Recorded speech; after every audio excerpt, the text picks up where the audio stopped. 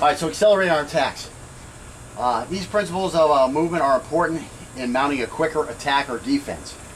So we're just going to go over some things to remember. First off, is stay somewhat relaxed. You don't want to be completely relaxed. If there's a tense situation, if you've got a knife and the other guy's, and you need to use a knife in your defense, no matter what the guy has, you're not going to be completely relaxed. Okay? There's going to be an amount of tension. That amount of tension is good. I've been watching a guy on the internet called Too Fast to Block. He's been doing some interesting studies where he's kind of saying you need to throw out that thing about stay relaxed, 100% relaxed. So what we want to do is we want to avoid over-tensioning. Let's put it that way. So stay somewhat relaxed. Avoid being too rigid or too relaxed. Breathing normal is the best way to do this. And again, if you are talking rather than yelling or holding your breath, we will be breathing more normally, and this is going to get our body to that more correct level of rigidity. So one of the things that I teach students a lot, when you'll see it once we get into the defensive portion of the lessons in 3 and 4, is we say stop, stay back. So you want to talk to this guy. You want to break his OODA loop, which we'll talk more about the OODA loop also. Thanks, Fly. But we'll talk more about that as we go along. And again, talking is the key to both of those things. It keeps you breathing, and it will help keep you ahead on the OODA loop. And these are very beneficial in your defense. Okay, so again, when we do move, we want to initiate all movement with our weapon moving first. Whenever possible, you want the weapon to move first. You don't want your leg to move, and now he sees you're coming at him, and then the knife starts moving because he's already had a chance to start reacting to your attack. If the weapon is the thing that initiates the movement, it's really too late for him. Okay, you're not going to give him that telegraph that, oh, the knife is coming. Look, my leg is moving. The knife is coming next.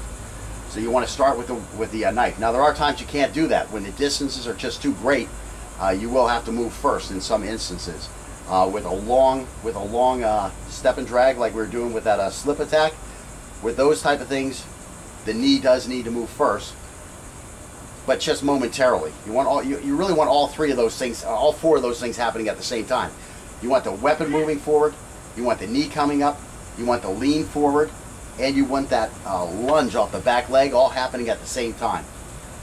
But again, when you think about it, think about you're turning on the starter with that key, and this is where the key is turning, with the weapon moving first. Okay, so now when we do attack, we want to lunge towards the target as if we are diving into a pool of water. So you saw the very exaggerated movements we were making there, which was necessary because it was a long distance. When you get into that contact distance, that's where you more usually will be fighting from. We're going to talk about that again when we get into the advanced footwork. We're going to teach you how to get inside a contact distance before the guy really knows that this has occurred. But again, when we're practicing this movement, to make sure that you're doing it to the best, to the most full effort that you can, you have to do the drill outside of contact distance. So again, rarely will we attack outside of contact distance. Unless you've really been training a lot and you can really do it smoothly, you're not going to do that. Again, this is a drill. This is a drill to teach us a movement. What we'll actually be doing that movement from is from within contact distance. And at that point, it's going to be very quick and the guy's not going to have a chance to react. But the secret is using that advanced movement to work your way into contact distance before this guy realizes he's in contact distance. And again, we're going to work on all that. Let's see. Of course, it's much easier if he just comes and attacks you. And that will be lessons 3 and 4. And then in 5, when we start working more on attacking, we'll get into the advanced techniques, advanced footwork for attacking. Let's see. So again, when we do attack, we want to lunge at the target as though we're diving into a pool of water. And I think, if you looked at what we were doing there, that's probably what it looked like, more than it looked like a knife attack. Just joking a little bit. Okay, so anyways, contact with the target should be made before our lead foot contacts the ground. Now the reason you want to make contact with the target before your lead foot touches the ground is that you have all that weight landing here on the tip of the weapon or on the blade of the weapon as you cut, rather than having that weight hit the ground and now all you're doing is arm punching this guy or arm slashing this guy. If I still am in the air with this foot, that means all that weight is going to be on the edge of the blade or on the tip of the knife itself. And that's what we want, so we can make the greatest impact with that weapon. That's why we want to contact the target with the weapon before our front leg touches the ground. And again, when you're doing these kind of movements, just makes it work that way. Let's see, the other one is continue to move as we strike our target, and continue to move after the strike is completed. So again, this is kind of with the other one. We want to be moving as we hit the target. We want to be a moving target in general. After we hit the target, we want to be moving again. Again, that same concept. We want to be a moving target. If you have to stop and start, stop and start, stop and start, your mass to get it started again takes more time. So if you just keep moving, you use that inertia for your next movement, and then things become smoother. So that's the idea there. You don't ever want to just get stagnant and stop. Now we did do that while we were doing the step and drag without the drag. We were just coming in and coming back. Well, to reverse, you have to stop, and then you have to bring the mass back in the other direction. So that's a good exercise, it's a good drill, but that's not really the way you want a knife fight. And again, that's what I said. Some of the things we do here just won't apply once we bring in advanced concepts. So we'll work on that later on. The last thing is immediately follow up by moving and striking again before the threat can finish responding to the prior attack.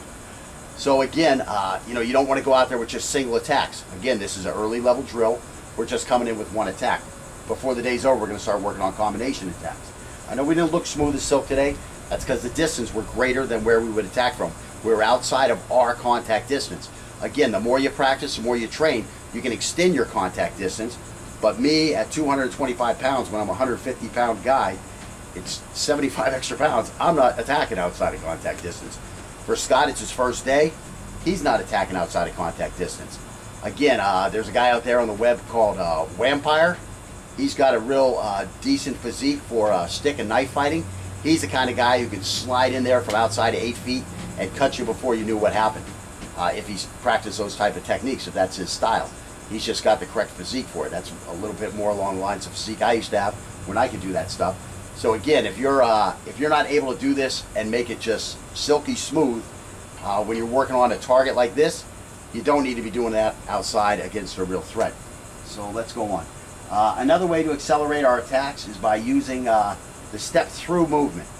The step-through movement is nothing more than a modified walking or running motion, your regular walking motion. This is going to be used for when we need to cross intervals that are too long to travel with just one step, or with just one step and drag.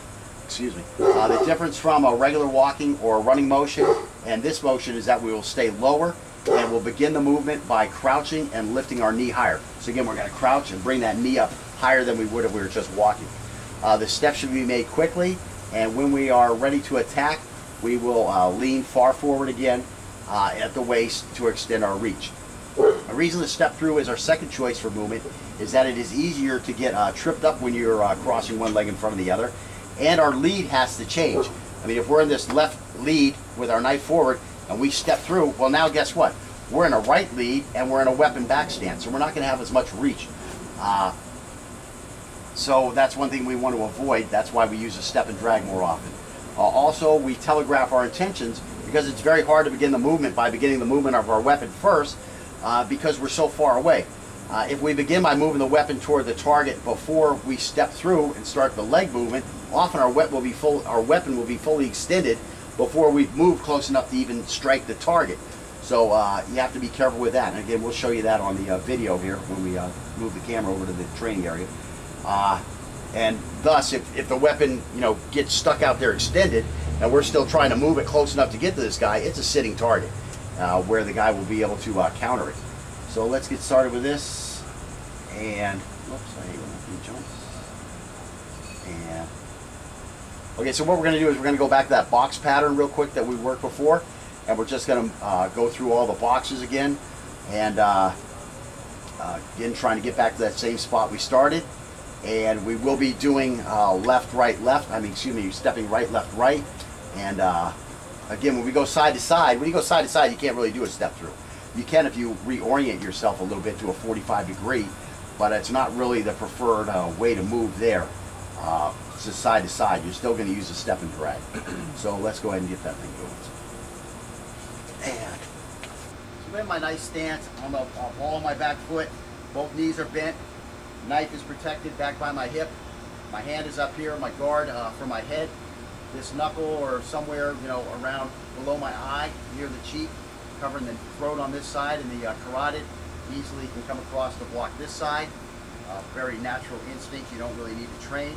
And again, what we're going to do is this knee is going to come forward as I crouch, and there's my technique. So here I am here. Now again, we're going to come through with the next one. And again, I got my legs a little extended here. You don't want them to extend too much. So again, here we come with that knee coming up, and as I'm stepping down, boom, there's my technique. So that's 3 steps. So now we're going to go aside with a regular step and drag. So again, just coming here like this, coming here like this, coming here like this. Now as we go backwards again, we've got to scoop way down like this and bring that leg back. Boom. What we have here is this guy's going to be attacking us. That's why we're going to move backwards. So again, what will happen is the knife is going to wind up coming up, and we would be slashing down to avoid this guy. And this would be when we need to back up real fast, quickly. And again, coming here, bam. So that's kind of what would be going on. Now we'll step and drag across in front of that.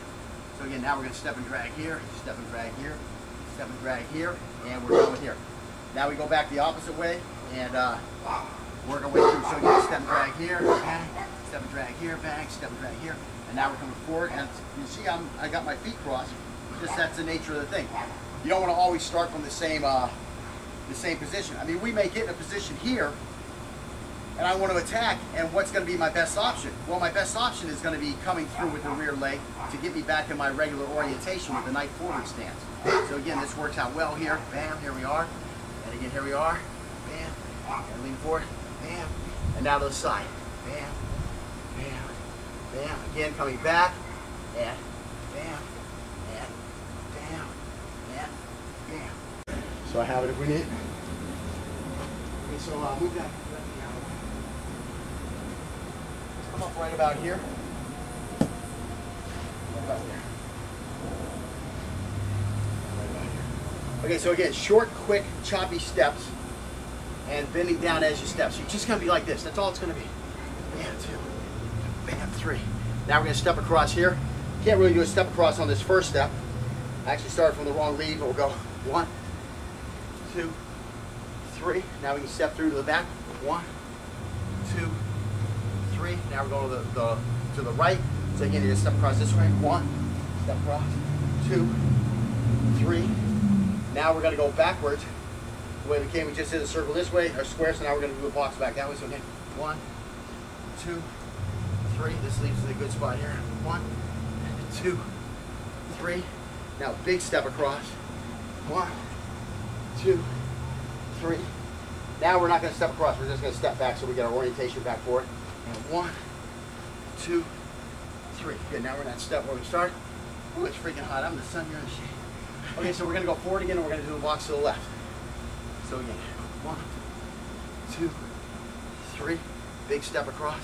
1, 2, 3. Kind of step and drag back. 1, 2, 3. Big step across. 1, 2, 3. And this is back in the beginning spot, right? Now we need to go back this way. So again, big step. 1, 2, 3. Big step across. 1, 2, 3. Stepping out. 1, 2, 3. Stepping back. 1, 2, 3. Right back where you started. Okay, so we're going to go backwards and then to the left. Left first. Ready? And 1, 2, 3. Coming across. 1, 2, 3. Coming forward. 1, 2, 3. Stepping across. 1, 2, 3. So we're back where we started. Now we got to go backwards. And 1, 2, 3. Step back. 1, 2, 3. Step to the right. 1, 2, 3. This is about where we started. That's both boxes, right? We got one box left here. Backwards and to the right.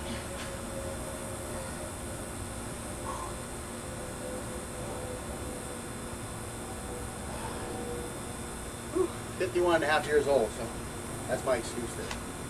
Ready? Going backwards here. 1, 2, 3. Going to the right, so we're gonna. It's a big step across here, okay? So again, 1, 2, 3, and big step across to the right. 1, 2, 3, and just stepping out with the left. 1, 2, 3. Stepping to the back with the right foot. 1, 2, 3, and going going, where do we get? Is that all of it? Yeah. We go forward first or backwards first? We went to the right first. We went to the right first. Okay, so now we got to go backwards first. I don't know where the hell we went now. Yeah, I think we got to go right first this time. I'm positive. You ready? And go to the right first. So, 1, 2, 3. Step in the back, right foot. 1, 2, 3. Step in the left, right foot. 1, 2, 3. And coming forward again. I guess I should still be here. And 1, 2, 3. There we go. All right, so that's something you want to work on. And get that step in motion. Again, you want to step as many weird ways as you can. Don't try to make it a perfect exercise, because of course when you get into that real knife fight, nothing's going to be perfect. If all you do is practice perfect, you need somebody following the script, who's following that script perfectly for it to work. The more weird stuff you do, make it uncomfortable like that, is the more frame of reference you're going to have in your mind for something you've done before when the real fight starts. So again, don't ever worry about perfect, worry about effective. That's the big thing. All right, let's see what we got next.